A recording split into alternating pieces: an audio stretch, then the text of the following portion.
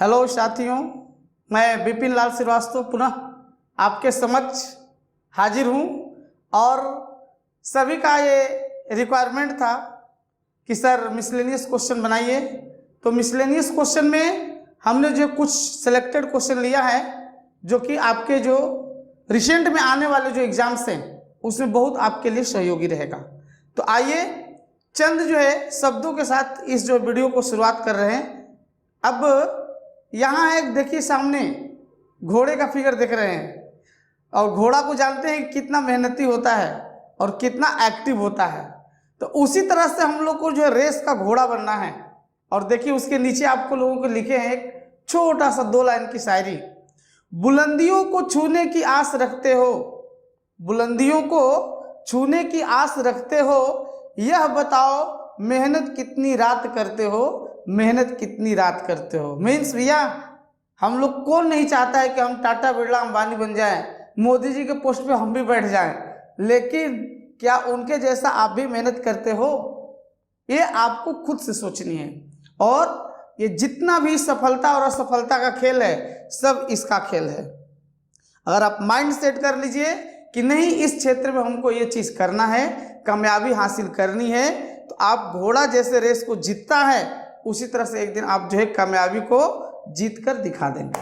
आइए इन चंद जो है शब्दों शायरियों के साथ जो है इस क्लास का आगाज करते हैं। और आइए आज क्वेश्चन देखेंगे। फर्स्ट क्वेश्चन ये रहा आपके सामने। पहला क्वेश्चन जो कि हमारे इकोनॉमिक्स से लिया हुआ है क्वेश्चन देखेंगे। भारत में राष्ट्रीय आय का आकलन सबसे पहले किसने किया था? भारत में राष्ट्रीय आय का पहला क्वेश्चन है।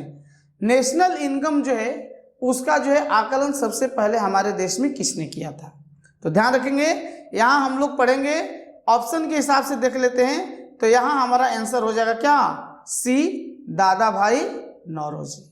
अब आइए क्वेश्चन तो ये हो गया, इसका आंसर हो गया, लेकिन इससे रिलेटेड फैक्ट जो बता रहे हैं उस पर भी बारीकी से आपको ध्यान देनी है। आइए देखते हैं। दादा भाई नौरोजी इन्होंने जो है हमारे देश का जो है नेशनल इनकम, राष्ट्रीय आय जो है उसके बारे में सबसे पहले बताया था। अब क्वेश्चन है दादा भाई नौरोजी के बारे में थोड़ा सा जान लेते हैं हम लोग, इसके बाद नेशनल इनकम के भी बारे में हम लोग देखेंगे। तो दादा भाई नौरोजी को जो है हम लोग जानते हैं अलग अलग नामों से। एक तो हम लोग बोलते हैं उनको grand old man of India, means Bharat के वयोवृद्ध व्यक्ति कहा जाता है। किसको? दादा भाई नौरोजी। अब ध्यान रखेंगे कि दादा भाई नौरोजी इन्होंने ही कांग्रेस जो है पार्टी जो है कांग्रेस पार्टी उसका नामकरण किया था।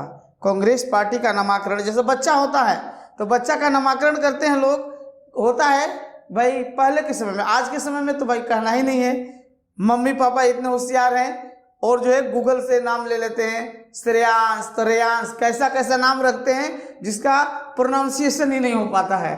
तो आइए वो तो अलग मैटर है, लेकिन हम लोग को पुराने समय में क्या होता था, अभी भी ट्रेडिशन है कि जो बच्चा पैदा हुआ उसका नामकरण जो है घर का जो बने बुजुर्ग आदमी जो लोग रहते थे, दादा बाबा वो लोग रहते थे, वो नामकरण करते थे।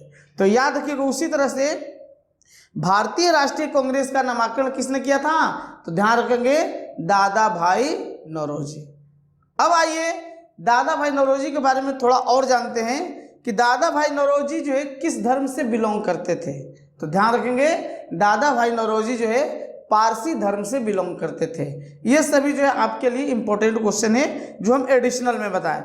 अब आइए हम लोग देखते हैं यहाँ जो मेन क्वेश्चन था नेशनल इनकम, और नेशनल इनकम के बारे में थोड़ा सा हम जो है शॉर्ट में जो है जानकारी आपके सामने रखने का प्रयास कर रहे हैं। तो देखेंगे यहाँ पे ये जो है स्टेटमेंट देखेंगे। फर्स्ट पॉइंट देखिए आप, ये देखिएगा फर्स्ट पॉइंट यहाँ से, नेशनल इनकम किसको बोलते हैं हम लोग?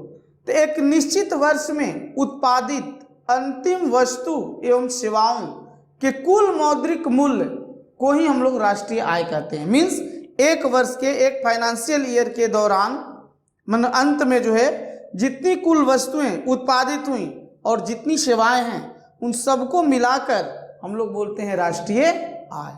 अब क्वेश्चन ध्यान रखेंगे कि राष्ट्रीय आय में वस्तुओं एवं सेवाओं की बाजार कीमतें शामिल होती हैं। मीन्स नेशनल इनकम जो है उसमें जितनी भी वस्तुएं उत्पादित हुई हमारे देश में एक साल के अंदर, जितनी सेवाएं हैं, उनका मार्केट वैल्यू जो है उनके बेस पे जो है हमारा नेशनल इनकम जो है तैयार किया जाता है, कैलकुलेट किया जाता है।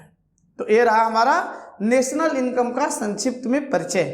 अब थोड़ा सा देखते हैं, हमने दादा भाई नौरोजी के बारे में बोला था आप लोग को, ये देखिए उन्हीं से रिलेटेड थोड़ा सा चीज देखेंगे कि भारत में राष्ट्रीय आय का अनुमान सबसे पहले सर्वप्रथम दादा भाई नौरोजी ने लगाया था, लेकिन कब लगाया था ये देख लीजिए, कब है 1868। ठीक है, बहुत इंपॉर्टेंट क्वेश्चन है कि राष्ट्रीय आय का आकलन कब लगाया गया था सबसे पहले बात, तो दादा भाई नौरोजी ने लगाया था, लेकिन कब लगाया था 1868 में लगाया था। आइए अब आगे देखते हैं, नेक्स्ट पॉइंट देखिए ये कि दादा भाई नौरोजी उनकी जो है फेमस पुस्तक है उसका नाम है क्या, poverty and un British rule in India.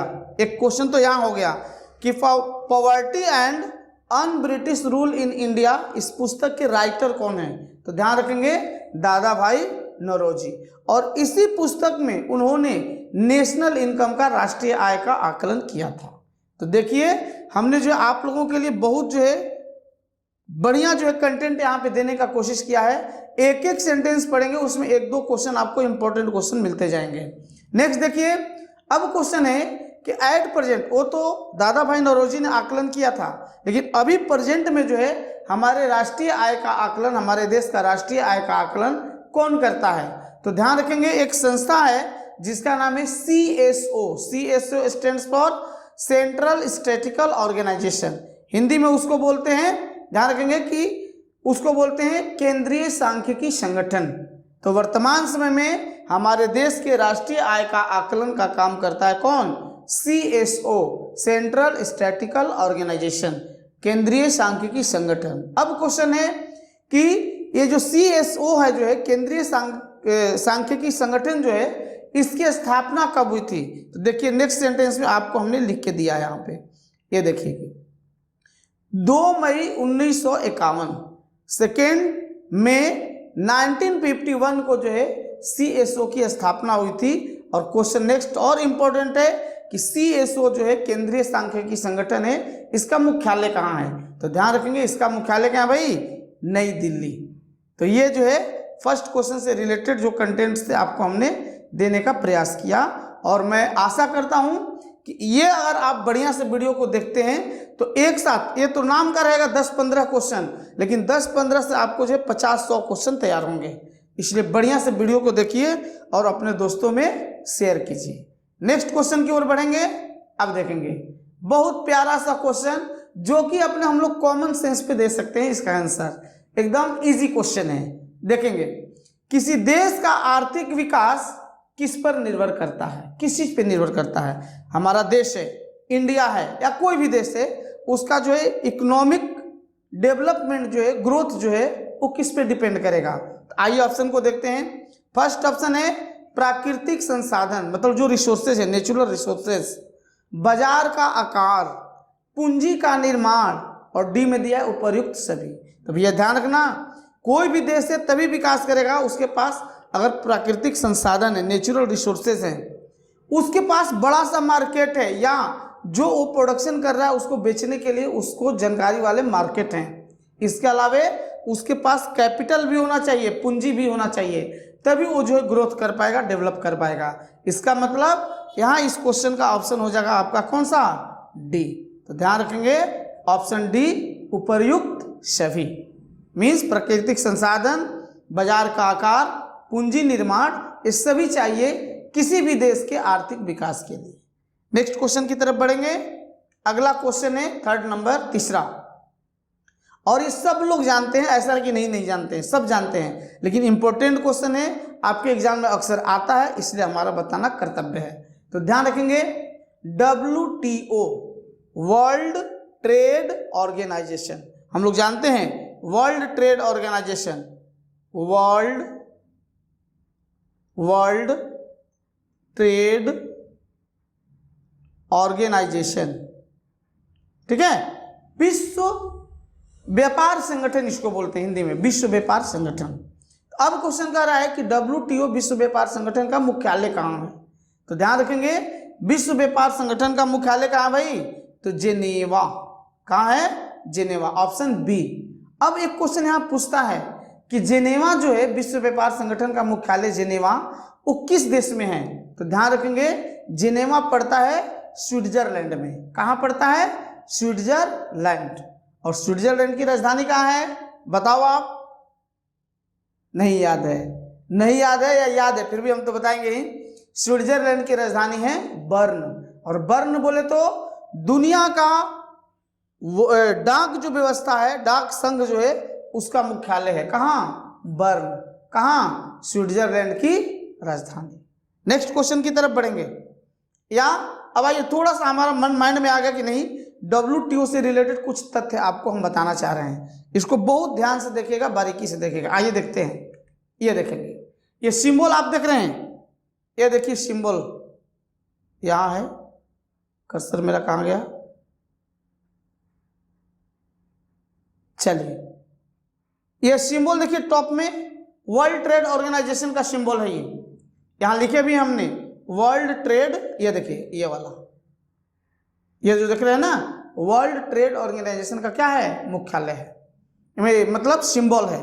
अब ध्यान रखेंगे कि विश्व व्यापार संगठन की स्थापना कब हुई थी? WTO की स्थापना कब हुई थी? तो ध्यान रखना भैया 1948, 1948 में हुई थी वर्ल्ड ट्रेड ऑर्गेनाइजेशन की स्थापना। और ध्यान रखेंगे यह जो है एक अंतर्राष्ट्रीय संगठन है, इंटरनेशनल जो है ऑर्गेनाइजेशन है। और इसका ध्येय है, ध्येय मतलब उद्देश्य है, क्या चीज?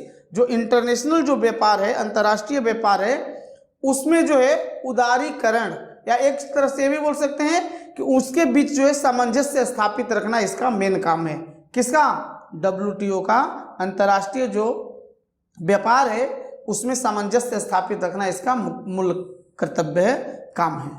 अब इसके बारे में थोड़ा सा और देखते हैं। सेकेंड पॉइंट देखिएगा यहाँ पे कि यह व्यापार से संबंधित नियमों को निर्धारित एवं प्रतिष्ठित करने के लिए विकसित देशों की पहल पर आरंभ किया गया था। मतलब जो WTO जो है इसकी स्थापना किया गया था किसके पहल पे? तो जो विकसित देश हैं, डेवलप्ड कंट्री हैं, उनके पहल पे इसको आरंभ किया गया था। और क्यों आरंभ किया गया था भाई? तो विश्व स्तर पे जो व्यापार हो रहा है, ट्रेड हो रहा है, तो उस ट्रेड का जो है कुछ रूल रेगुलेशन होने चाहिए, कुछ उसके जो है कानून कायदे होने चाहिए। तो भाई कौन बनाएगा? तो उसके लिए एक ऑर्गेनाइजेशन बनाएगा जिसका नाम दिया गया वर्ल्ड ट्रेड ऑर्गेनाइजेशन। और ध्यान रखिएगा ये जो वर्ल्ड ट्रेड ऑर्गेनाइजेशन अभी हम लोग बोल रहे हैं, लेकिन पहले इसका पुराना नाम क्या था? GATT, GATT। देखिए यहाँ पॉइंट में, यहाँ देखिए हम लिखे हमने GATT, गैट। गैट का मतलब क्या होता है? General agreement trade and tariff. GATT का पूरा नाम क्या होता है?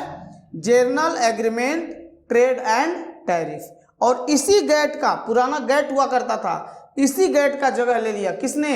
WTO, world trade organisation. तो अब यहाँ क्वेश्चन आता है कि वर्ल्ड ट्रेड ऑर्गेनाइजेशन की स्थापना तो 1948 में विश्व व्यापार संगठन की स्थापना हुई थी, लेकिन ये जो गैट का जगह जो है WTO कब लिया भाई? तो याद रखेंगे 1 जनवरी 1995। यहाँ देखेंगे पहले गैट कहलाता था ये, लेकिन अब उसका नाम जो है 1995 से जो है 1 जनवरी 1995 से इसका नाम रख दिया गया, क्या चीज? WTO।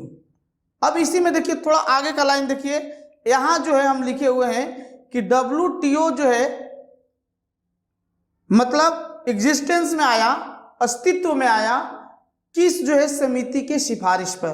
तो सिफारिश थी 1994, 1994 की जो है मराकेश जो है समिति थी, कमिटी, उसके सहमति पर जो है WTO की जो है स्थापना की गई थी, आधिकारिक जो है घोषणा की गई। कब? 1 जनवरी 1995। अब ध्यान रखेंगे कि विश्व व्यापार संगठन, अगला पॉइंट देखिएगा, एक एक लाइन आपके लिए इंपॉर्टेंट है। वर्ल्ड ट्रेड ऑर्गेनाइजेशन जो है दुनिया का सबसे बड़ा आर्थिक संगठन है। दुनिया का वर्ल्ड लेवल पे, इंटरनेशनल लेवल पे सबसे बड़ा आर्थिक संगठन कहा जाए तो कौन है? WTO। लेकिन एक क्वेश्चन एक्स्ट्रा आपको जाननी है। क्या जाननी है? कि ध्यान रखेंगे दुनिया का जो है सबसे बड़ा ऑर्गेनाइजेशन कौन सा है? अगर ऐसा क्वेश्चन रहता है, उसमें आर्थिक नहीं बोला गया, केवल बोला गया कि दुनिया का सबसे बड़ा ऑर्गेनाइजेशन कौन सा है। तो ध्यान रखना भैया कौन सा है, तो बताओ। आपको जो है कमेंट बॉक्स में देना पड़ेगा, लिखना पड़ेगा, हम तो बताएंगे ही, हमारा काम है बताना, लेकिन आपकी जिम्मेदारी है बताना। बताएंगे क्या? नहीं, बताओ। आइए देखिएगा, यूएनओ का नाम सुने हैं, यूनाइटेड नेशंस ऑर्गेनाइजेशन। वो जो है दुनिया का सबसे बड़ा ऑर्गेनाइजेशन है।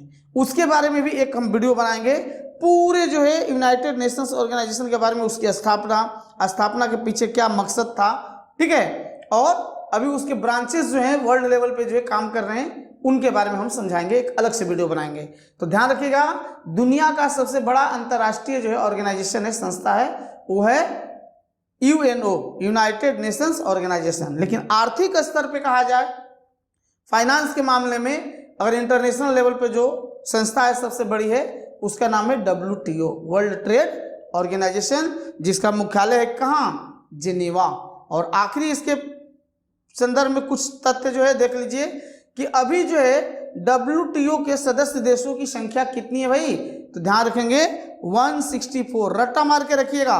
और थोड़ा सा एक चीज और आपको बताएंगे कि ये सभी चीजें जो है, ये माने डाटा, आंकड़ा जो है वेरिएबल है, ये घटते बढ़ते रहते हैं। एग्जाम देने जाने से पहले सब चीज को देख के जाना है। लेकिन अभी यहाँ हमने जो कलेक्ट किया है करंट अभी के तत्काल के न्यूज के हिसाब से, तो अभी जो है WTO के सदस्य देशों की संख्या कितनी है? 164। आगे चौथा क्वेश्चन, मुद्रा आपूर्ति किसके द्वारा नियंत्रित की जाती है? सही है भैया, पैसा जो है कौन नियंत्रित करता है, कौन कंट्रोल करता है? तो बैंकों का बैंक, सबका मालिक एक, कौन रहेगा?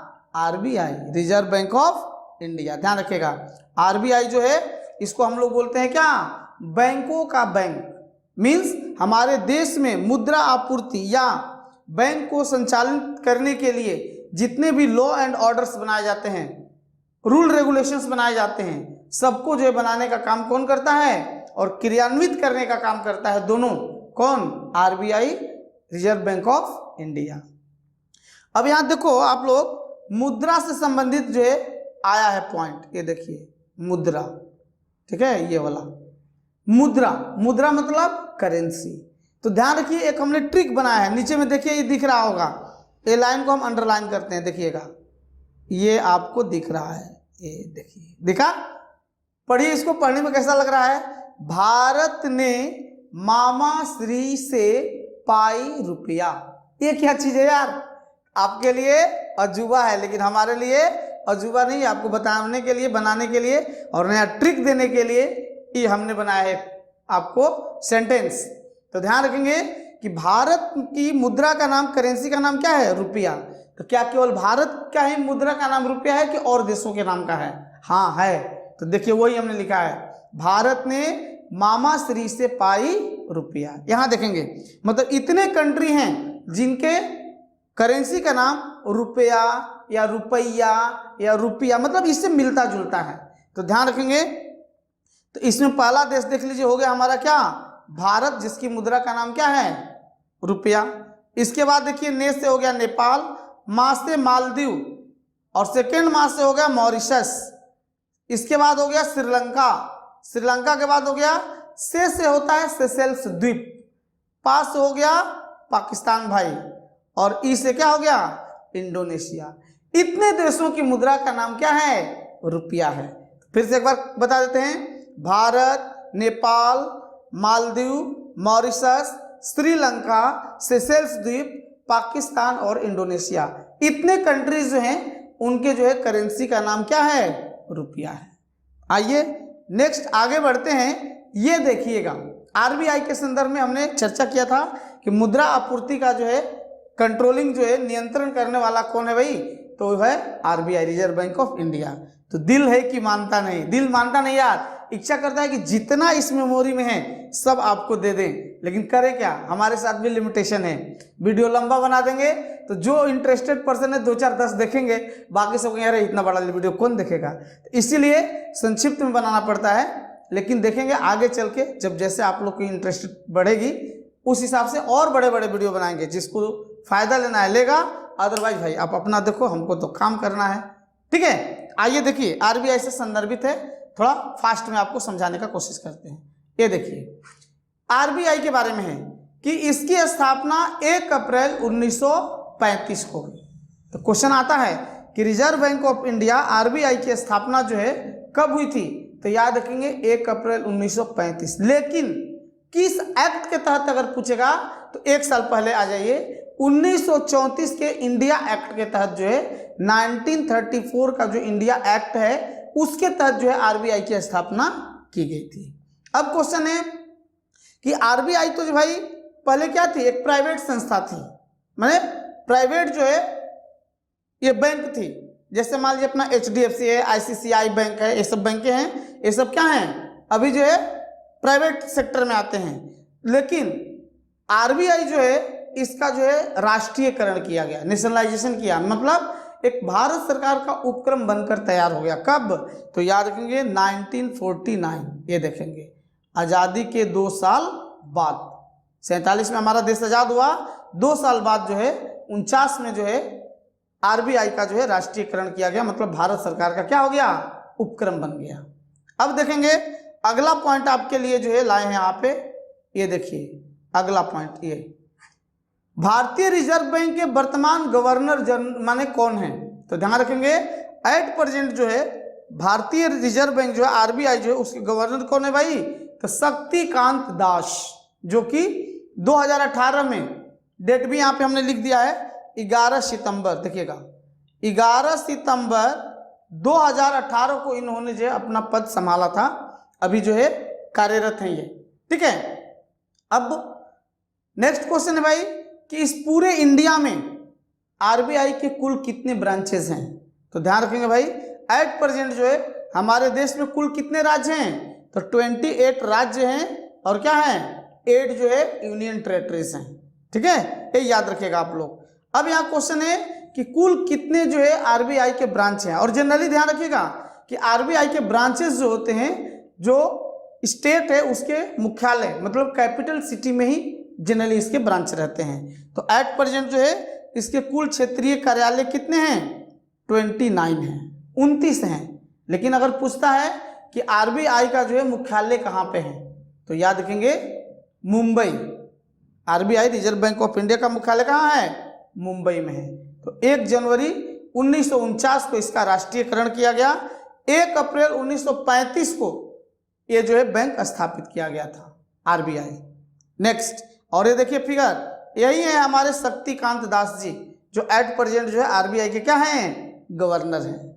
नेक्स्ट आगे बढ़ते हैं, क्वेश्चन नंबर 5, भारत में सबसे ऊंचा जलप्रपात, जलप्रपात बोले तो वाटरफॉल कौन सा है, तो यहाँ ऑप्शन के हिसाब से अगर देखते हैं तो यहाँ के हिसाब से हम लोग को आंसर देना पड़ेगा क्या, सी, जोग या गरसोप्पा जलप्रपात, या इसको हम लोग महात्मा गांधी जलप्रपात भी बोलते हैं। और ये कहाँ है, कर्नाटक में, कर्नाटक में एक नदी है शरावती, उस शरावती नदी पे जो है स्थित है कौन सा, जोग या गरसोप्पा जलप्रपात, जो हमारे देश की सबसे हाइटेड जलप्रपात है, वाटरफॉल है। लेकिन ये तो ऑप्शन के हिसाब से है, लेकिन ध्यान देना भैया कि अगर कोई पूछे कि भारत का सबसे ऊंचा जलप्रपात कौन है, तो याद रखेंगे उसका नाम है कुंचिकल, उसका नाम क्या है, कुंचिकल। यहां लिखिए, क्या थोड़ा सा लिख दे रहे हैं आप लोग को,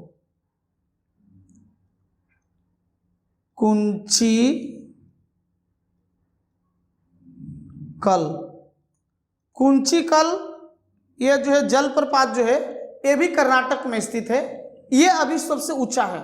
लेकिन यहाँ ऑप्शन के हिसाब से जोग या गरसोप्पा हमने बताया।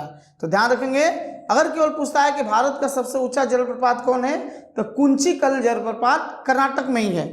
लेकिन अगर ऑप्शन यहाँ पे है तो उसके हिसाब से जोग या गरसोप्पा, जिसको महात्मा गांधी जलप्रपात बोलते हैं। नेक्स्ट छठा क्वेश्चन, जूट के उत्पादन में सबसे अग्रणी प्रदेश कौन सा है, तो ध्यान रखेंगे जूट के उत्पादन में सबसे आगे है हमारे देश में पश्चिम बंगाल, वेस्ट बंगाल। लेकिन पूरे वर्ल्ड लेवल में देखा जाए तो पहले बात आती थी पश्चिम बंगाल, बांग्लादेश की। बांग्लादेश जूट के उत्पादन में सबसे आगे था। लेकिन करेंट स्टेटस देखेंगे तो सबसे बड़ा जो है जूट का उत्पादन करने वाला देश बन गया है भारत, दूसरे नंबर पर हो गया बांग्लादेश और तीसरे नंबर पर हो गया क्या, चाइना, चौथे पे उज्बेकिस्तान। अब ये जूट का काम क्या है इतना, तो ध्यान रखेंगे ये रेशे वाले जो है फसल हैं, इनसे जो है रेशे जो है फाइबर जो है तैयार किए जाते हैं। तो ध्यान रखेंगे जूट के उत्पादन में हमारा जो पश्चिम बंगाल राज्य जो है सबसे अग्रणी है। नेक्स्ट, इनमें से कौन से देश पाक स्ट्रीट से जुड़े हुए हैं? ध्यान देना भैया, पाक स्ट्रीट इंडिया का अगर आप मैप देखेंगे, मान लीजिए नीचे वाला पोर्शन है इंडिया का, ठीक है, और यहाँ पे देखेंगे ये श्रीलंका है, ठीक है, और ये श्रीलंका एक जो है जल के रास्ते से जुड़ा हुआ है, उसी रास्ते को हम लोग बोलते हैं क्या चीज, पाक स्ट्रीट। इसी को हम लोग बोलते हैं क्या, पाक स्ट्रीट बोलते हैं। और पाक स्ट्रीट और ये जो है खाड़ी कौन सी है, बे कौन सी है, जैसे बे ऑफ बंगाल हम लोग बोलते हैं, तो उसी तरह से खाड़ी जो है, इस खाड़ी का नाम है मन्नार की खाड़ी। तो ध्यान रखेंगे इंडिया और श्रीलंका जिस रास्ते से जल मार्ग से जुड़े हुए हैं उसी का नाम है पाक स्ट्रीट। और ध्यान रखना भैया कि ये जो है कहाँ स्थित है, तो मन्नार की खाड़ी में स्थित है। अगर इंडिया नाम न देके तमिलनाडु अगर देता है तो तमिलनाडु और श्रीलंका एक दूसरे से जुड़े हुए हैं, किससे, पाक स्ट्रीट से। ये देख लीजिए, ये वाला पोर्शन देखिए, ये गल्फ स्ट्रीम, ये मन्नार का गल्फ हो गया, ये देखिए पाक स्ट्रीट हो गया ये, और ये हमारा है क्या, श्रीलंका। तो श्रीलंका जुड़ा हुआ है पाक स्ट्रीट से, और वो खाड़ी कौन सी है, मन्नार की खाड़ी। नेक्स्ट, अब देखेंगे भारत में सबसे अधिक चावल उत्पादन करने वाला राज्य, तो वो कौन सा हो जाएगा, तो सबसे ज्यादा जो है चावल का उत्पादन करता है पश्चिम बंगाल। ध्यान रखिएगा, लेकिन आप क्वेश्चन पे ध्यान दीजिएगा, 8 नंबर क्वेश्चन आपका क्या कह रहा है ये क्वेश्चन, कि भारत में किस राज्य को चावल का कटोरा कहा जाता है, राइस बाउल कहा जाता है। तो ध्यान रखेंगे चावल का कटोरा कहा जाता है, ऑप्शन के हिसाब से हो जाएगा क्या, आंध्र प्रदेश। लेकिन ध्यान रखिएगा आंध्र प्रदेश के साथ साथ हम लोग ये छत्तीसगढ़ को भी बोलते हैं क्या चीज, चावल का कटोरा। लेकिन ध्यान रखिएगा कि चावल के उत्पादन में सबसे आगे कौन है, पश्चिम बंगाल है, दूसरे नंबर पे आता है यूपी, और तीसरे नंबर पे आता है पंजाब। तो ध्यान रखेंगे चावल, और एक ये भी चीज याद रखिएगा, भारत का प्रमुख खाद्य फसल कौन सा है भारत का, तो याद रखेंगे वो भी है चावल। नेक्स्ट, 9 नंबर क्वेश्चन देखिएगा, बहुत ही बढ़िया क्वेश्चन है, अक्सर पूछता है ये। ध्यान रखेंगे कि पहली बार परमाणु बम कहाँ गिराया गया था। परमाणु बम के भी बारे में बताएंगे, उसका आविष्कार करने वाला कौन है, किस सिद्धांत पे काम करता है, अगले वीडियो में। यहाँ अभी आपको बता रहे हैं कि पहली बार परमाणु बम जो गिराया गया था वो जापान पे गिराया गया था, और जापान का वो शहर कौन सा था भाई, तो वो था हिरोशिमा। किसने गिराया था, अमेरिका ने। अमेरिका ही जो है दुनिया का पहला इकलौता देश है जिसने पहली बार जो है एटम बम बनाया था, और एटम बम बनाया उसी साल 1945 में ही जुलाई के महीने में, और प्रयोग हो गया उसका कब, अगस्त में। तो ध्यान रखेंगे पहली बार परमाणु बम जो गिराया गया था हिरोशिमा पे गिराया गया था, कब, 6 अगस्त को, 6 अगस्त 1945 को, ठीक है, 6 अगस्त 1945 को गिराया गया। लेकिन जापान जो है मान नहीं रहा है, फिर जो है अमेरिका पर जो है आंख दिखा रहा है। अमेरिका बोला अरे अरे अरे तो मानेगा नहीं, इसको बोला कि लो ये नागफास है, इस बार तुम नहीं बचेगा। तो नागफास मतलब हम क्यों बोल रहे हैं, तो नागासाकी उसका शहर है, दूसरा शहर पे फिर बम गिराया गया, कब, 9 तारीख को। तो याद रखेगा 9 तारीख को नागासाकी पे दूसरा बम गिराया गया, जापान का ही शहर है नागासाकी, उस पे। तो यहाँ क्वेश्चन के हिसाब से पहली बार परमाणु बम गिराया गया था कहाँ, जापान का सिटी है, शहर है हिरोशिमा, वहां गिराया गया था। और दूसरी बार नागासाकी पे गिराया गया था। डेट याद रखिएगा, 6 अगस्त को हिरोशिमा पे और 9 अगस्त को नागासाकी पे, 1945। किसने गिराया, अमेरिका ने गिराया। नेक्स्ट, हाँ ये देखेंगे ओजोन परत कहाँ स्थित है, ओजोन। तो ध्यान रखना भाई, ये पोपटलाल की छतरी है। पोपटलाल की छतरी क्यों बोल रहे हैं, तो ध्यान रखेंगे ये जो है भगवान ने हमको जो है, देखिए दुनिया में जिसको भगवान भेजा है उसको खाने पीने सुरक्षा हर चीज का व्यवस्था करके भेजा है। अब हम लोग हैं कि उसको कैसे यूटिलाइज कर रहे हैं, उसके साथ हम कैसे बिहेव कर रहे हैं। तो ओजोन लेयर एक पाया जाता है, जब हम बताएंगे आप लोग को एटमॉस्फेयर के बारे में कि एटमॉस्फेयर को कैटेगराइज किया गया है क्षोभ मंडल, समताप मंडल, ठीक है, आयन मंडल और बहिर्मंडल। तो उसी में बीच में एक मध्य मंडल आता है जो समताप मंडल के ऊपर और आयन मंडल के नीचे पड़ता है। तो उसी मध्य मंडल में पाया जाता है क्या, ओजोन लेयर। और ओजोन लेयर का काम क्या है भाई, तो ओजोन लेयर जो है यूवी जो अल्ट्रा वायलेट रेज हैं उनसे हमको बचाने का काम करता है। अगर अल्ट्रा वायलेट रेज अगर पृथ्वी तक आएंगी तो पृथ्वी का टेम्परेचर ऑटोमेटिक बढ़ ही जाएगा, साथ साथ कैंसर से भी भयानक बीमारियां, स्किन डिजीज होने लगेंगी। तो ध्यान रखिएगा कि ओजोन लेयर जो है कहाँ पाया जाता है, क्वेश्चन है, तो उस हिसाब से आपको आंसर देना है। क्या चीज, समताप मंडल। लेकिन हमेशा याद रखिएगा समताप मंडल के ऊपर, आयन मंडल के नीचे, मध्य मंडल में स्थित है। लेकिन वहां ऑप्शन में तो है नहीं ऐसा, लेकिन तो उसके हिसाब से हमको आंसर मारना पड़ेगा क्या, समताप मंडल में होता है ओजोन लेयर। और ओजोन का फॉर्मूला क्या होता है भाई, O3। और जब लेयर पढ़ाएंगे उस समय ओजोन के बारे में और भी बताएंगे। और एक क्वेश्चन आपके लिए है, कमेंट बॉक्स में डाल दीजिएगा कि ओजोन लेयर की जो मोटाई मापी जाती है उसका यूनिट क्या होता है। एक बार फिर से सुनिए, ओजोन लेयर की मोटाई को मापने का यूनिट क्या है, इसका आंसर आप कमेंट बॉक्स में डालेंगे। चलिए नेक्स्ट क्वेश्चन देखेंगे। ये देखिए हमारे बापूजी दिख गए, ये देखिए हमारे Bapuji, greatest person of India, Bharat के महानतम व्यक्तियों में से एक हमारे महात्मा गांधी जी। तो क्वेश्चन है भैया, बोला जाता है बिन गुरु ज्ञान न होहि, बिना गुरु का ज्ञान नहीं होता है।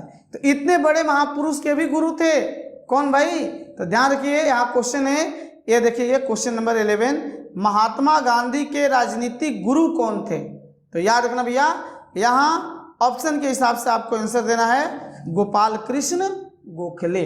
महात्मा गांधी के राजनीतिक गुरु कौन थे भाई, गोपाल कृष्ण गोखले। लेकिन और याद रखिएगा गोपाल कृष्ण गोखले के भी गुरु थे, कौन, MG रनाडे। तो ऐसे याद रखिएगा MG रानाडे, ठीक है। उसके बाद कौन है भाई, गोखले जी हो गए, गोखले। और उसके बाद कौन होंगे, गांधी, ठीक है। मतलब गांधी जी के गुरु गोखले और गोखले के गुरु कौन, MG रनाडे। और MG रनाडे बिलोंग करते थे कहाँ, महाराष्ट्र। आइए नेक्स्ट क्वेश्चन, डेसिबल, साउंड से रिलेटेड। और साउंड का एक टॉपिक ही पढ़ाएंगे आपको, बताएंगे आगे आने वाले समय में कि साउंड किसको कहते हैं, साउंड के स्टडी को क्या कहा जाता है, ये सारी चीजें पढ़ेंगे। लेकिन यहाँ क्वेश्चन के हिसाब से डेसिबल शब्द किससे संबंधित है, तो हमने पहले ही चर्चा कर दिया। डेसिबल क्या होता है भाई, ध्वनि की तीव्रता को मापने की इकाई होता है। तो यहाँ पे आंसर आपका क्या हो जाएगा, साउंड से रिलेटेड है। डेसिबल किससे रिलेटेड है, साउंड से रिलेटेड है। और साउंड के स्टडी को क्या कहते हैं, एकॉस्टिक्स, याद रखिएगा एकॉस्टिक्स। नेक्स्ट, अंग महाजनपद की राजधानी कहाँ थी, ध्यान रखना भैया। तो उस समय जो है प्राचीन समय में हमारा जो है देश 16 महाजनपदों में विभक्त था और 16 महाजनपद की अलग अलग राजधानियां थी। तो उनमें से अंग महाजनपद जो था उसकी राजधानी कहाँ थी भाई, चंपा। तो याद रखेंगे अंग चंपा, ठीक है। अब यहाँ पे एक चीज याद आ रहा है लेकिन वो शेयर नहीं करेंगे अभी वीडियो में, नए नए वीडियो बना रहे हैं, हंसी मजाक बाद में और बताएंगे आपको। तो याद रखेंगे चंपा किसकी राजधानी थी भाई, अंग की राजधानी थी, अंग महाजनपद की राजधानी थी। तो 16 महाजनपद थे, थोड़ा सा फास्ट में यहाँ बता दे रहे हैं, देख लीजिए। अंग महाजनपद एक नंबर में देखिए, अंग महाजनपद की राजधानी कहाँ थी, चंपा, ये चंपा ऊपर में, ठीक है। और ये अभी अंग महाजनपद कौन सा एरिया है, तो भागलपुर मुंगेर बिहार का जो इलाका है वो है। दूसरा देखिए मगध, मगध विश्वविद्यालय का भी नाम सुने होंगे। तो ये मगध जो था उसकी राजधानी थी राजगीर या वैशाली या पाटलिपुत्र, तीनों थी राजधानी। और ये पटना का क्षेत्र है, बोध गया का क्षेत्र है अभी मगध। फिर देखिए तीसरा नंबर पे है काशी, काशी की राजधानी कहाँ थी, वाराणसी। और अभी जो भी प्रेजेंट में देखेंगे आप लोग, वाराणसी से जस्ट पहले का स्टेशन एक पड़ता है काशी, और काशी विश्वनाथ का नाम सुने होंगे, उत्तर प्रदेश में पड़ता है ये। तो काशी की राजधानी थी वाराणसी। चौथा नंबर पे देखिए वत्स, वत्स की राजधानी कहाँ थी भाई? कौशाम्बी। ये वत्स की राजधानी थी कहाँ? कौशाम्बी। वज्जी, वज्जी की राजधानी थी कहाँ? वैशाली या विदेह या मिथिला। ध्यान रखिएगा, वज्जी की राजधानी वैशाली, रट्टा मार के रखना है। दरभंगा का क्षेत्र है, मधुबनी का क्षेत्र है। कौशल, छठा नंबर देखिएगा, कौशल की राजधानी थी श्रावस्ती। श्रावस्ती बोले तो एट प्रेजेंट अयोध्या, भगवान राम की जन्मभूमि। तो कौशल की राजधानी कहाँ थी? श्रावस्ती। और देखिए साइड में है ही अयोध्या या फैजाबाद, वो जो है इलाका है। कर्सर पॉइंट, हाँ ये देखिए ये वाला इलाका है। अब देखिए अवंती, सातवां नंबर, अवंती की राजधानी कहाँ थी? उज्जैन या महिष्मती। और ये मालवा प्रदेश से, कहाँ का? मध्य प्रदेश, वहाँ का है अवंती, उज्जैन। अवंती की राजधानी उज्जैन और महिष्मती। नेक्स्ट देखेंगे मल्ल की राजधानी थी कहाँ? कुशावती, जो देवरिया का क्षेत्र है उत्तर प्रदेश में। 9वां नंबर देखेंगे पंचाल, पंचाल की राजधानी थी अहिछत्र या कंपिल्य। हम लोग सब रट्टा मार के रखे थे, एक रत्नसागर पुस्तक आती थी उसमें और एक क्वेश्चन सब आता था।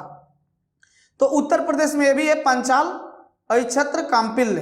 एक था चेदी प्रदेश, उस महाजनपद जिसकी राजधानी थी शक्तिमती। ये अक्सर ये भी पूछता था कि शक्तिमती जो है किस महाजनपद की राजधानी थी? कहाँ गया अभी कर्सर? ये ऊपर रहा, ऐसा, ठीक है। कुरु की राजधानी इंद्र प्रदेश, कुरुक्षेत्र समझते होंगे, इंद्रप्रस्थ। और दिल्ली मेरठ हरियाणा का जो क्षेत्र है वही है। तो कुरु का इंद्रप्रस्थ।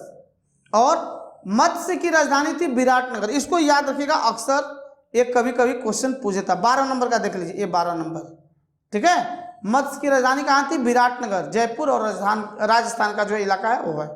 कंबोज की राजधानी कहाँ थी? घाटक, कंबोज की राजधानी हाटक। सूरसेन मथुरा, याद रखिएगा, सूरसेन की राजधानी कहाँ थी? मथुरा। अभी मथुरा जो है आगरा के पास में 70-80 किलोमीटर के डिफरेंस पे है। दिल्ली से लगभग 3 घंटा का रास्ता है, 2.5 घंटा का। तो याद रखेंगे सूरसेन की राजधानी कहाँ थी? मथुरा। 15 नंबर देखेंगे अस्मक, अस्मक की राजधानी थी पोतन, ठीक है, जो दक्षिण भारत में थी, गोदावरी नदी के आसपास का इलाका था। अब आखिरी था गंधार, 16 नंबर का गंधार। तो गंधार की राजधानी कहाँ थी भाई? तक्षशिला।